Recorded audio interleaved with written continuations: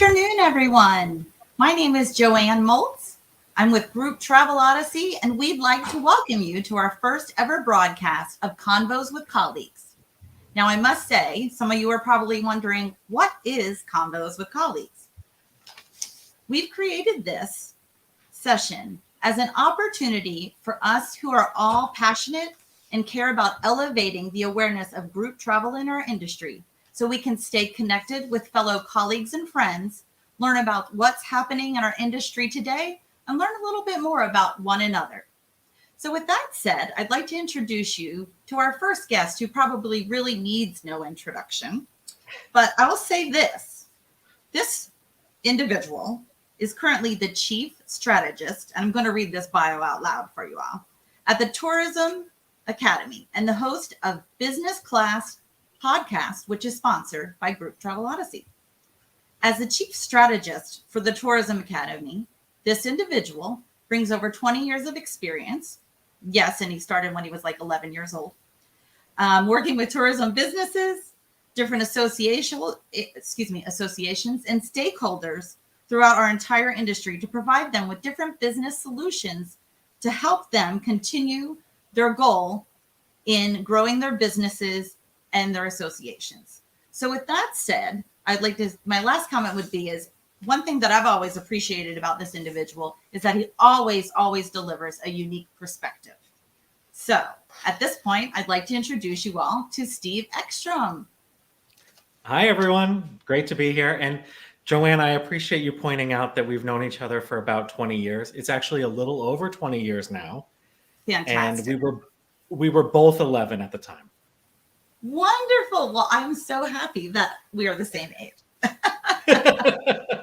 But for those who are joining, Joanne and I worked at the Rainforest Cafe around the time that it was just kicking off, really, and expanding in downtown Disney and Disney Animal Kingdom. And I was in a mall in New Jersey, and Joanne was the person that I had to call and ask, what is a tour operator and what is a net rate?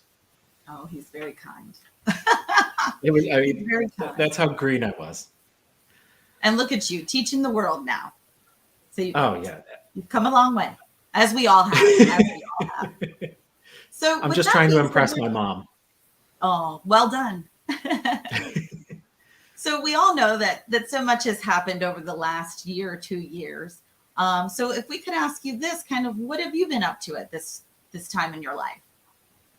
Sure. So I had been lead representative with Relate Strategy Group, working with destinations and tourism product and service and experience, and helping them get into the travel trade marketplace.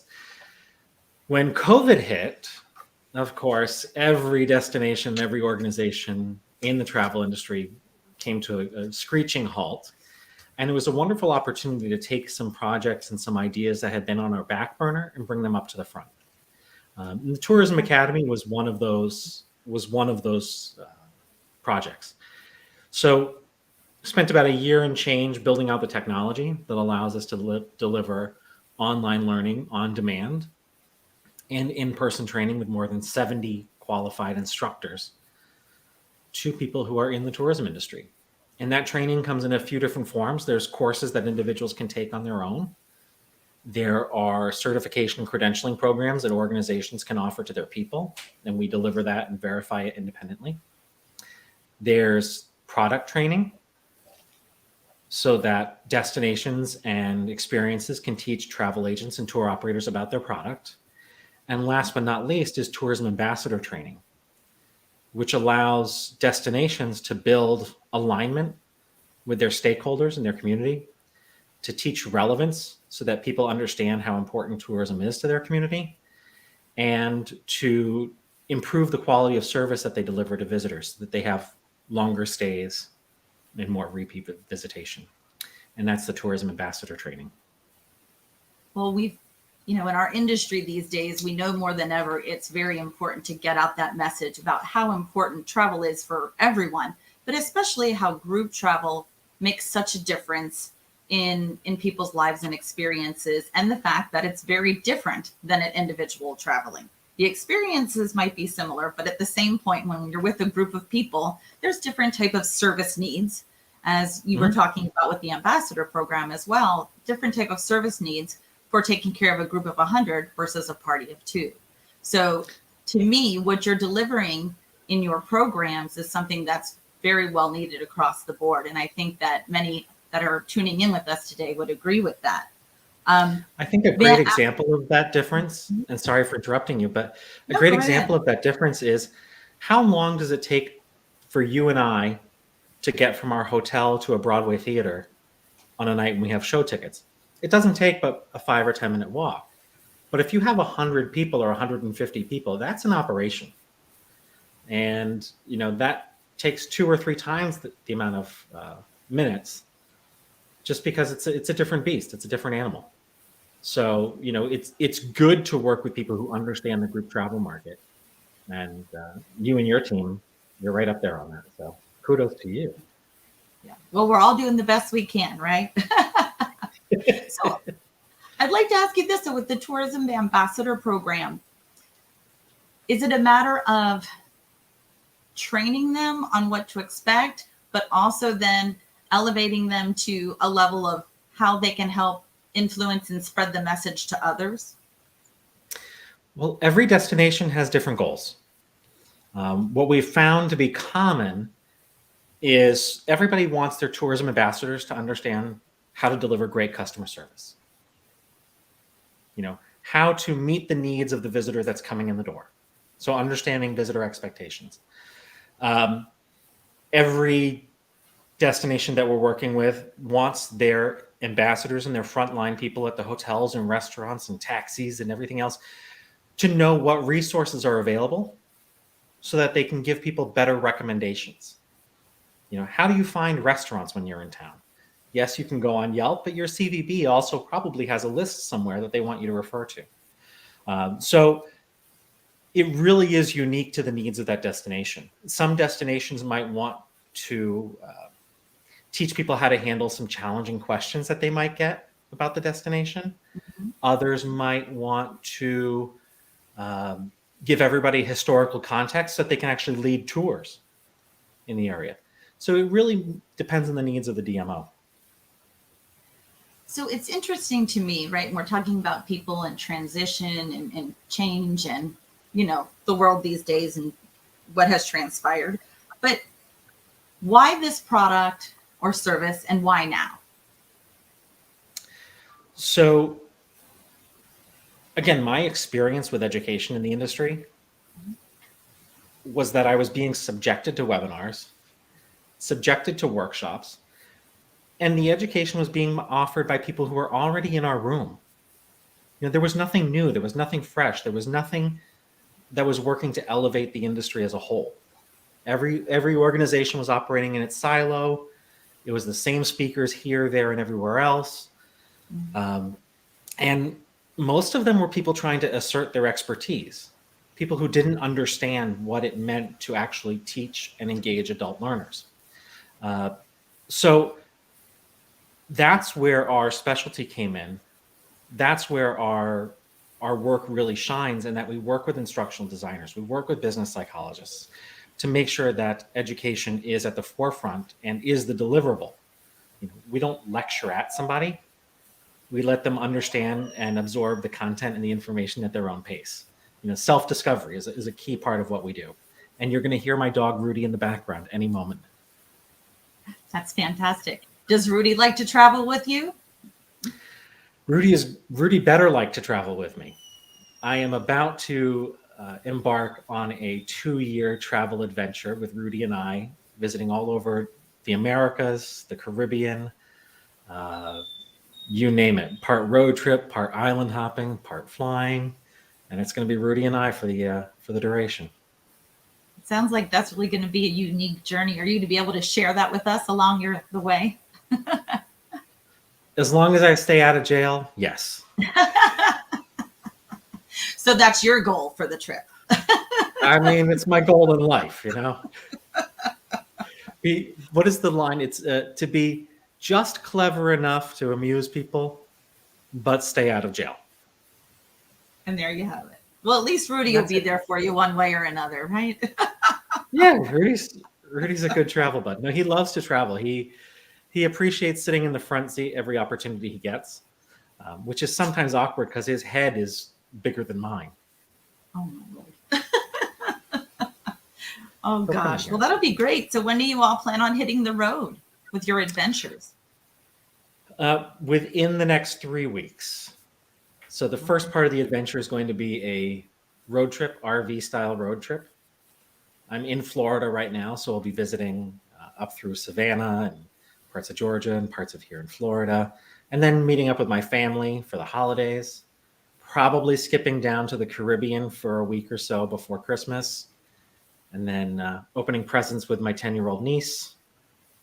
And then I take off and travel across the southern part of the US, maybe down into Mexico. I say to people, the work that we do has meant traditionally that we have to travel a lot. We have to travel. There was a time when I spent more than 180 nights a year in hotels. Now, that's not the case. I work from home and most of my meetings are remote. So now I get to travel. I have no set agenda for where I need to be and when. And that's kind of a lovely feeling.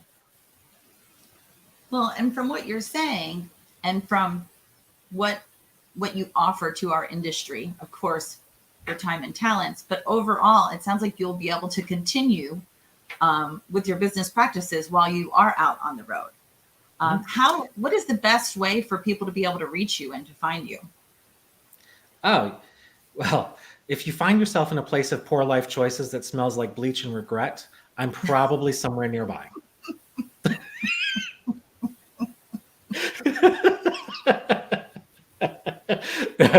So I'm on LinkedIn, Stephen with a PH, Ekstrom, Ekstrom. There's also tourismacademy.org. We are a 501c3 nonprofit, the only nonprofit in the industry dedicated to education. So you can find us at tourismacademy.org. So with what you've been doing thus far in that field, what has been your most, I don't know, the light bulb going off moment? Light bulb going off was when I realized that adult education is not the same as a webinar. It's not the same as somebody giving a lecture or a PowerPoint presentation in front of an audience. That was a big aha. And understanding that adult education has 3 key components. One is that it be transformative. You are able to do something at the end of an educational session that you were unable to do before. And that somehow that advances you toward your goal. So transformation.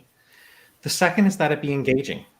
And engaging not only in that I in the audience am captivated by the speaker, but I'm also using my hands, my eyes, my ears, my mind to interact with the content.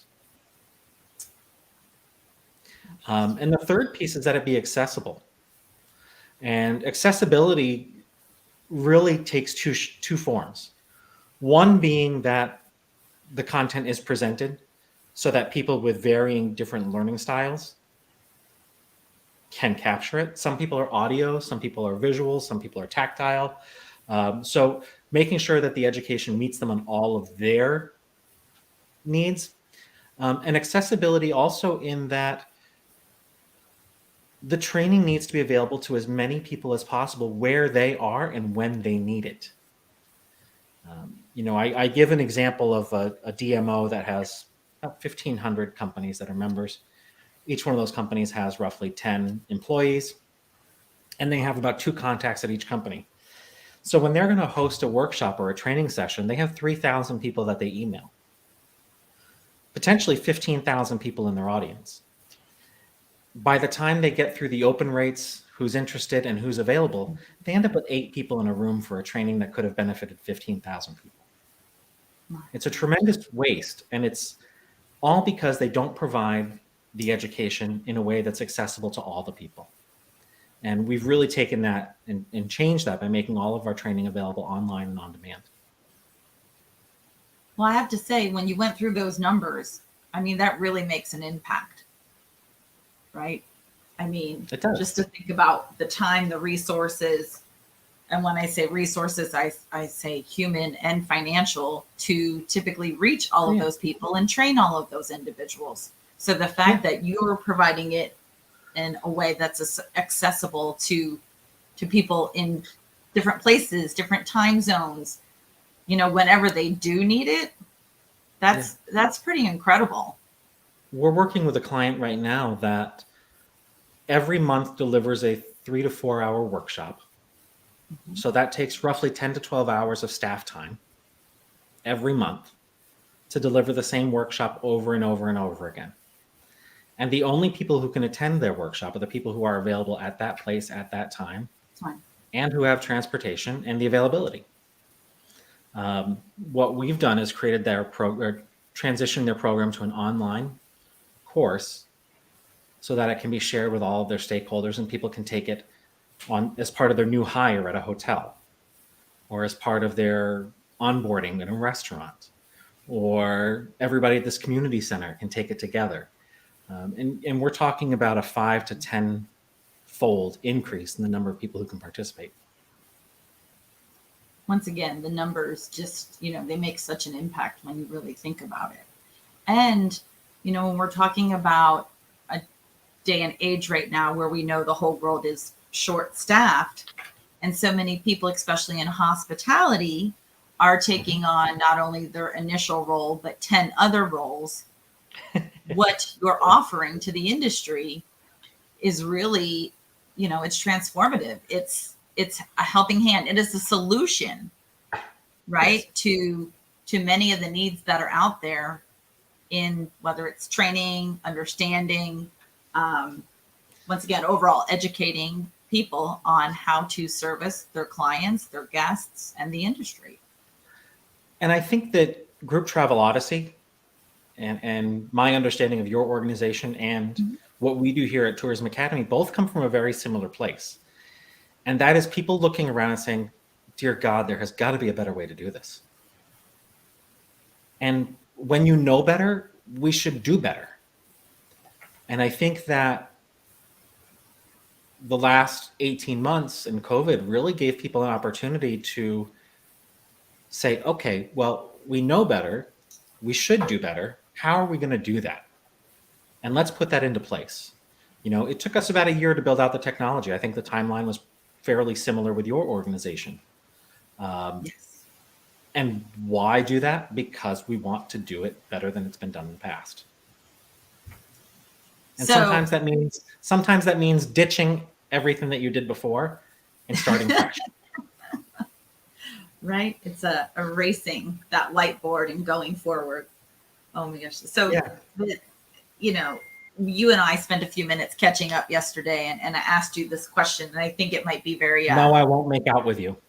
Oh, well, you've been there, done that. So no. I've been there, done that. We're going to have a rumor now, Joanne.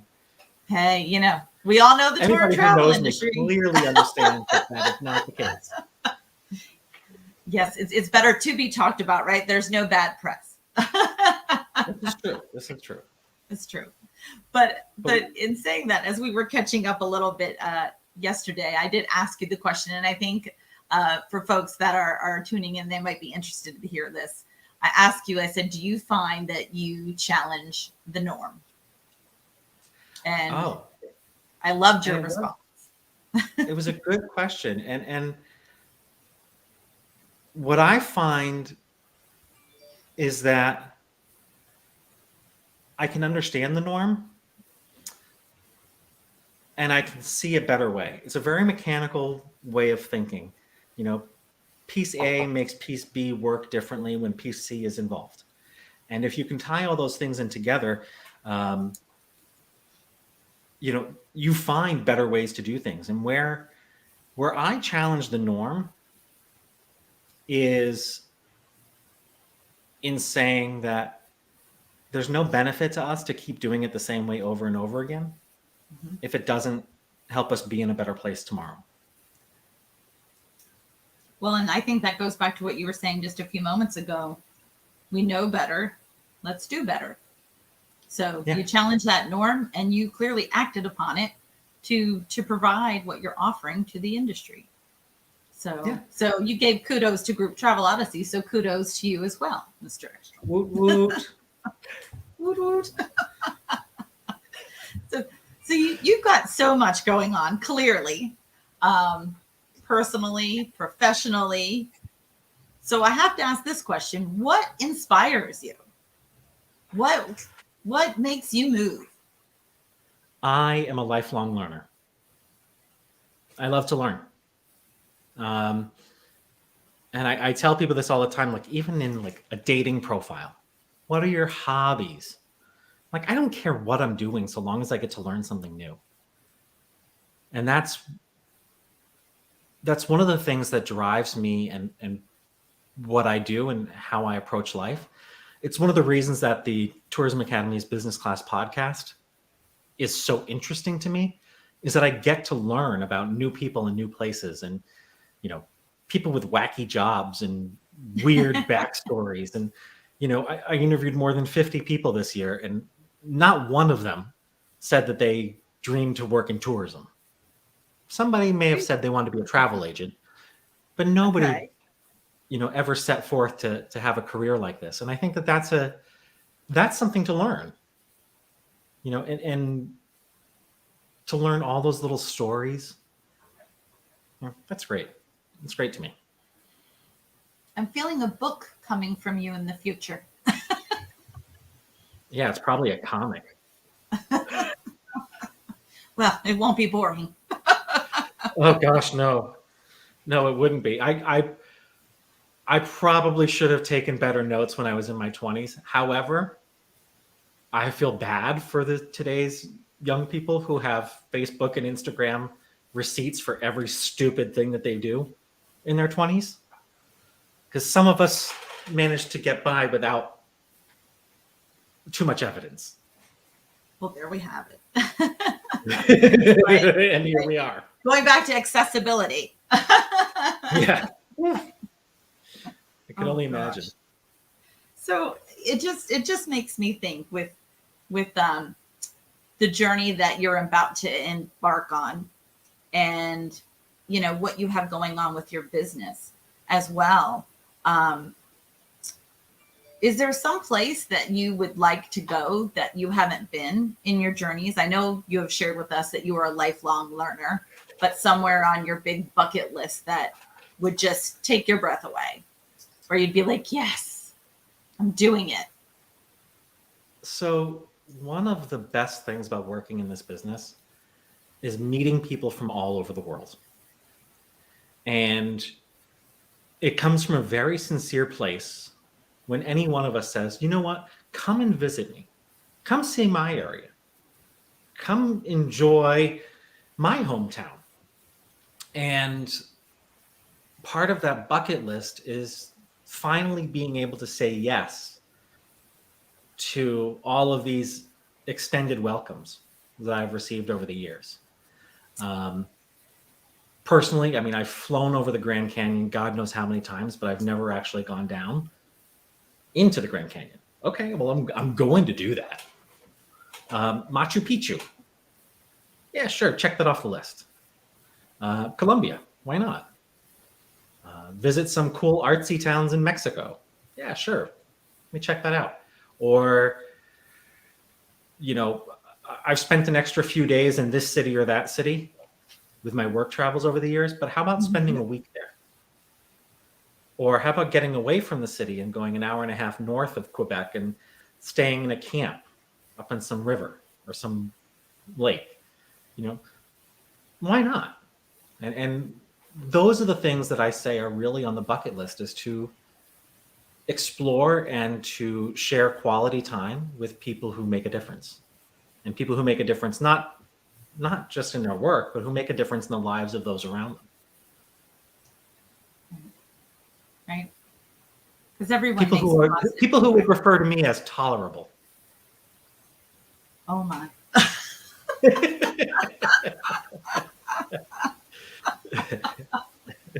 Well, and then there's that. So And then the best I can hope for is tolerable. Oh my gosh.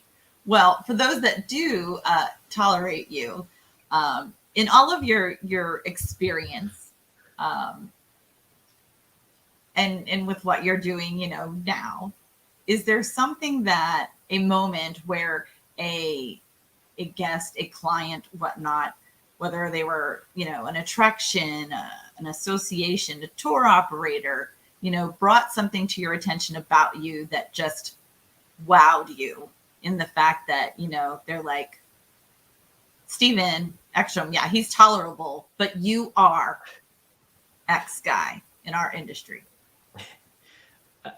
I Ooh. It was about 2 years ago, and I was being introduced to someone. And the person who was introducing me said, "This is Steve Ekstrom. You will never unmeet him." And We'll never anything. you'll never unmeet him. And I took that as a compliment. And for the reason that, I aim to create an impression where everybody is welcome and where everybody has an opportunity to smile and laugh, if even for a brief moment. Even when practicing my, quick networking tricks, which I'm not going to give the secrets away right now, but I'll tell you some other time. I was going to say that could be a whole session on its own. Well, yeah, it is. Yeah. The secret to networking is to see as many people as you possibly can and to make that impression with as many people as you possibly can when you're at a networking event. I believe your boss was actually on the sales mission when I was introduced to somebody that you can't unmeet. Oh, lovely. Yeah, I got a text message. But really, when you think about it, it's a tremendous compliment, because for what you do and being part of not only the world, but part of the travel industry, you want to be able to be remembered and be able to share your stories. Because I always think of you as one of the best storytellers that is out there. You can recall experiences like no other. And I would venture to say that helps you in all that you do, with whether you're sharing, with someone that you just met, or in your tourism ambassador program, the way you can connect and once again make an impact on people is really a beautiful thing. So I'm going to ask you a people question. should be lucky that they can tolerate you. Well, since you say that I'm a good storyteller, do you have a favorite Steve Ekstrom story? Oh, goodness. Or one that you just giggle every time you hear me say it? It's more the fact of you always do happen to bring back the Rainforest Cafe. We have other shared experiences, but I think in 20 years there would be other times. Yeah. Because if we really think about it, and when we mentioned earlier about, your tenure within the industry and the different facets and positions that you've held, I mean, you've really covered the gamut. Would it be correct to say that? Ooh. Yeah. But then what is one area in the industry or position or place that you haven't been challenged with, but would find it fascinating? Whether it's, in this day and age now, or whether you would have done that back when you were 20. I would find it fascinating. Oh, that's the tough part, because I can think of certain things I can think of certain things that I haven't done in the industry, and I would never want to do. Okay, that's fair. But something that I find interesting, it's what I'm doing now, really. Okay. And that is getting to talk to people who have interesting stories. Getting to travel as not only part of my lifestyle, but as part of what I do, and being able to experience those things. And that's an opportunity that I'm really grateful for, and something that I'm really looking forward to. To be the person who says, you know what? Yeah, I'd love to come and visit you. When we're working as tour operators or travel agents or representing destinations, hotels, restaurants, attractions, we don't have time to do that. We don't have the flexibility to do that. Right. So I think that that's really something that I'm looking forward to. And there's nothing stopping me from doing it. That's the other thing. There's nothing stopping anyone in this industry from doing what it is that they love. And to say, screw it, I'm going to do it. Take some chutzpah, but I'm glad to be able to. Well, we're fortunate to have had some time with you today, and for you to express not only, what you're doing, but how passionate you are and caring about what you're doing in this world, once again, personally and professionally, and taking the time to, express to us about the journey that you're about to embark on, which I know that we will be lucky to be taken along the road with you, whether it's via your podcast or however you share your messages.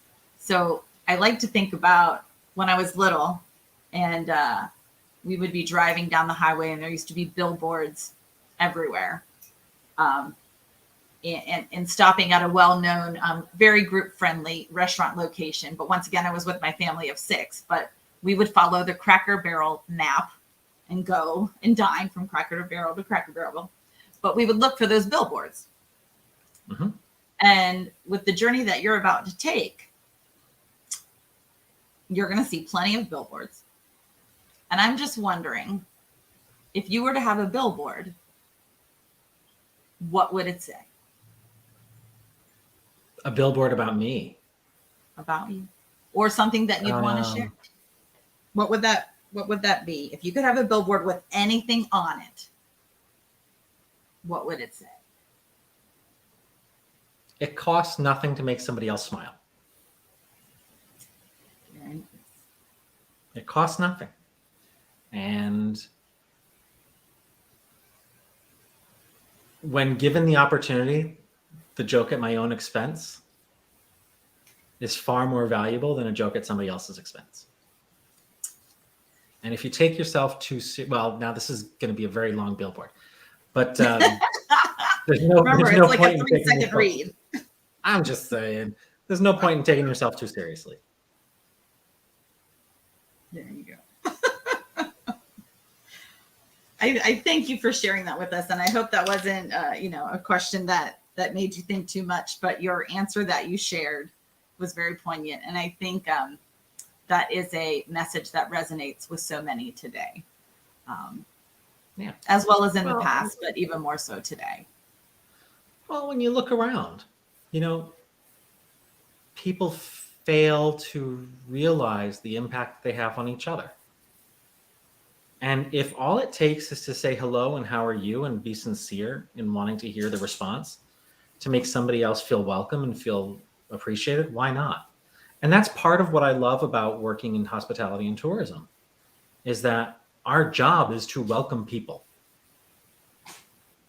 To welcome people to a new place, to a new experience, to a new journey. And one of the things I've pointed out several times over the last year is that Zoom and moments like this and video conferencing is a tremendously humanizing experience. We are literally welcoming people into our homes to talk with us. And I think that's fantastic. I think that is really part of what makes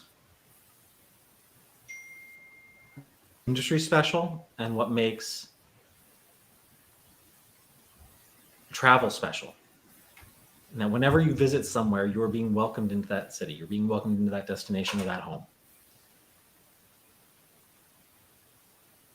It reminds me of something that I always think about, and when it comes to hospitality, is you just have to care. You have to care, once again, about welcoming people into your home, your destination, your hotel, right? Mm-hmm. Because You were going to help make that experience a memorable one, not hopefully a memorable one in a good way and not tolerable. Not just tolerable. One of the guests on the podcast pointed out, he says, your role in tourism is to help somebody make the most of the limited time off that they have. And you have an opportunity to make that good or bad. And as long as you keep that in mind, there are wonderful experiences that, you can gift people with that don't take much effort. I'll share one. Okay. Picture this, kids. Sicily, no, just kidding. I was in here New York comes City. The storytelling. Here comes the story. This is a great story. So I was coming out of the subway on 42nd Street. I was in a bit of a rush. And as I was about to exit on 8th Avenue, there were these two older women struggling to swipe their Metro card. Struggling. They couldn't figure it out. So I said, you know what? They reminded me a little bit of my grandmother. So I said, you know what? I'm going to help them. And I said, ladies, swipe the card like you're punching somebody. But these two little Irish women, did you just hear what he said? And they started cackling. And of course, the next swipe, it went through. And I just carried on in my own little way. And I could hear them laughing in the background, like you're going to punch somebody. Like, that's a classic New York moment that I was able to gift these two travelers from Ireland. And it cost me but 3 seconds of my time. And they'll never forget it. Right. If your Metro card doesn't swipe easily, you got to hold it like you're punching somebody. And that's a story that they'll always have forever as well, right? It's not always about... Somewhere right now in a pub in Ireland, there's two old biddies telling this story. They'll never forget you. No, one would hope not. Oh my gosh. Well, speaking of never forgetting you, before we start to wrap up here, I would just like to ask you again, if you could tell us where we would find you to get to the Tourism Academy or your business class podcast one more time. tourismacademy.org is where you can go and find me. You can find the business class podcast on Apple Podcasts, Google Podcasts, Stitcher, Pandora, iHeartRadio, Vimeo, YouTube, pretty much anywhere. And if you're close to the end, Joanne, I have a card game. Oh, fantastic. Do you have a moment? Of course we do. Pick a number 1 to 10. I pick number 8 because 8 is great. 3, 4, 5, 6, 7, 8. How do you want to be remembered? Is that question for me or for you? I think we can both answer it, but it's for you. Okay, I'll take it. Let's see. I would like to be remembered for always willing to lend a helping hand, to always be welcoming, to make sure that everyone feels included. Nobody needs to be left on the sidelines because we are all in this world together. So why not be there to help each other? I'll leave it with that. And you are. Short and sweet. Are those things. You are those things. And that's one of the things I value about our friendship is that, over the years, you've shown time and time again a willingness and an interest in helping others get to whatever that next level is for them. And the growth of those around you is a reflection on you and your empathy and your kindness and your knowledge. And, whether it was 20 something years ago, me asking you what a tour operator is, or it's a moment like this, where we actually get to learn about each other, and have a deeper conversation than we typically get. I appreciate that about you. Oh, well, thank you very much. Okay, so now we still have to turn the question back to you before we wrap. How would I want to be remembered? As somebody who made you smile. Mm-hmm. Going back to the billboard. I love it. You I know, love I mean, if you can make somebody's day that much a little bit better, why not? And right, really, I know that the pineapple is the international symbol of hospitality, but what else better could there be than a smile? That's pretty darn good. You should put that on the billboard. Should I? Great. Look Like I at checked email around. signature. I mean, hell, better Oh than a my God. pineapple. Do you know where the pineapple became a symbol of hospitality from? I do not. Mr. Lifelong Learner, please share with us. Pineapples were very expensive. They were very expensive to have in places where pineapples do not grow. So when you are showcasing a pineapple that you're willing to share, it's a gift.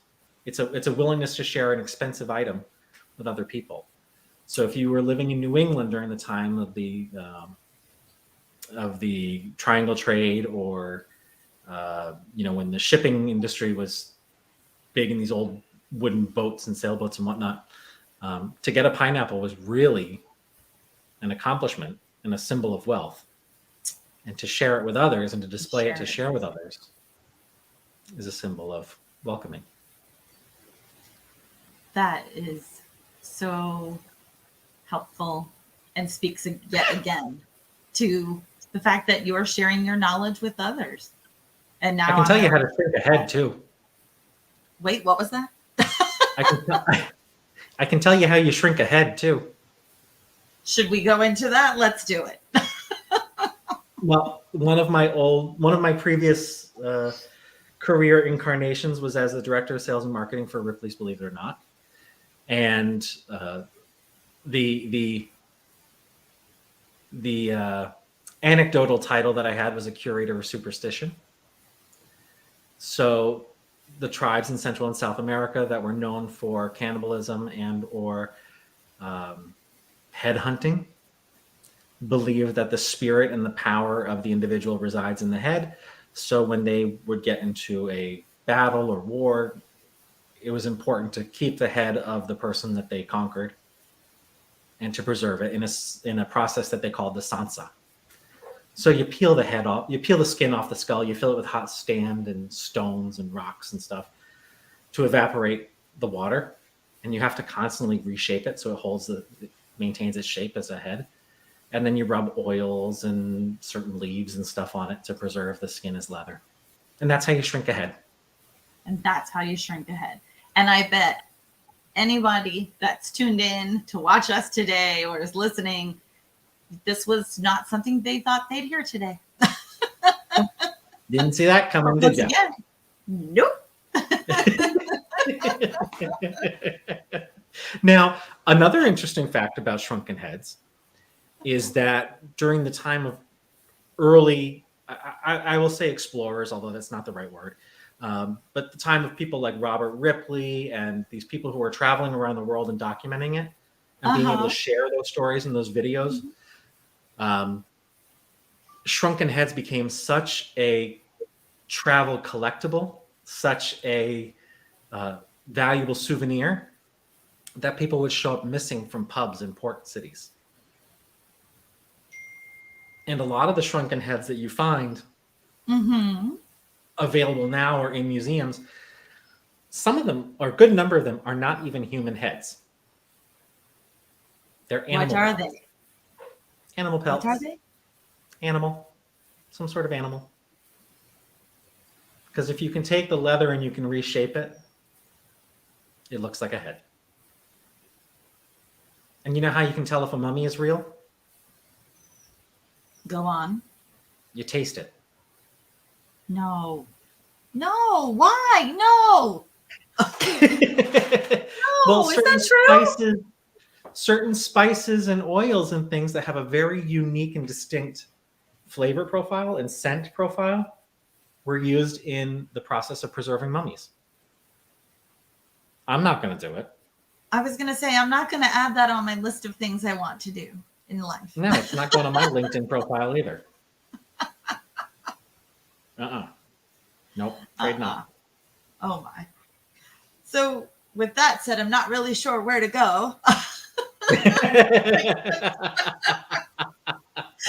Well, except how much we have appreciated you joining us today and kicking this off, and you bearing with me as I tried to get into a rhythm and a sync. And you are a champion in the friendship world, the professional world, and just being a phenomenal human being overall. So we really, really thank you for joining us, sharing your stories, sharing your knowledge, even about the shrunken heads and tasting the mummy. I will personally remember the pineapple story, which is true. But we thank you so much for your generosity of time, and also with anybody else who has joined us today. We thank you. We look forward to you, considering to subscribe to Group Travel Odyssey, follow us on LinkedIn, or join us on our YouTube channel. And we thank you again, Stephen Ekstrom, for being the person you are. And we look forward to seeing everybody, hopefully within the next week to 2 weeks. So, you are the best. Thank you, Joanne. Thank you, And Stephen. thanks everybody who watched. Thanks, everyone. I hope you got something interesting out of this. Oh, I'm sure they did. Oh, yeah. There's no way. You can't unmeet me. You can't unmeet me, Stephen. And we are glad. All right. Take care. Take care, y'all.